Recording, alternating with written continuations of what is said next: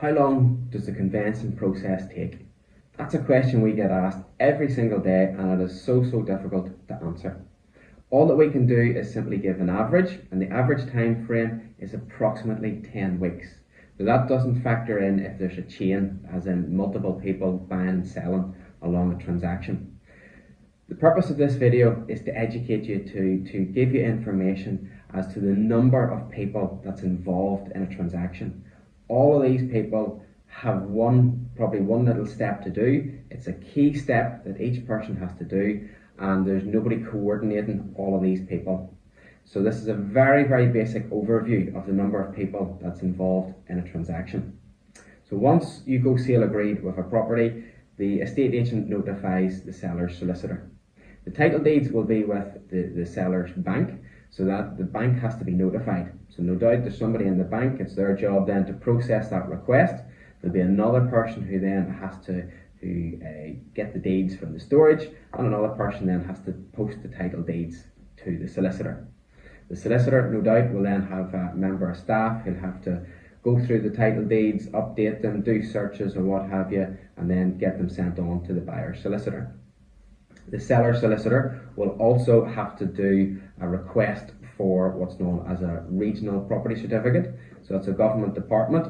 So a request goes into a particular department whose job it is to create that property certificate. The person who creates that property certificate has to then send a request out to approximately 10 other departments to get 10 bits of information. So that's 10 more people involved. Those 10 departments all answer that question, that information comes back, and then that regional property certificate department can generate that certificate.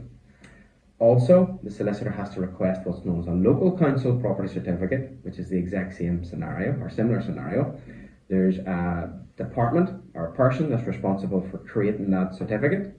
That person then sends out a request to a number of other departments, approximately maybe 6 or 10. And each of those people have to answer that question for the information to come back for that certificate to be generated. That certificate, or those two certificates, are then sent over to the buyer's solicitor. The seller solicitor will also have to have bankruptcy searches or EJO searches carried out. A lot of firms maybe outsource that to a searcher. So again, that could be another 2 people involved to generate those searches before they're sent over. That's what the seller's doing. In the meantime, the buyer's solicitor is then reviewing that documentation. He or she has a secretary involved that's looking at that paperwork.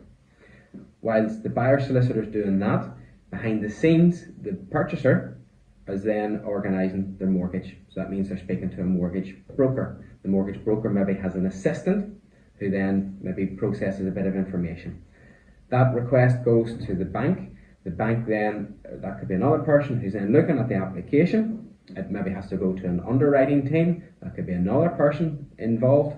And once the mortgage is approved, the property has to be valued or surveyed. So the mortgage company will then outsource that to a company to then organise that valuation to take place. So that valuer will then have to be contacted by an estate agent to organise a time. The valuer carries out the report. That then gets processed by another person, gets sent back to the bank, and then it's sent on to the buyer's solicitor. So again, that's quite more people constantly involved here.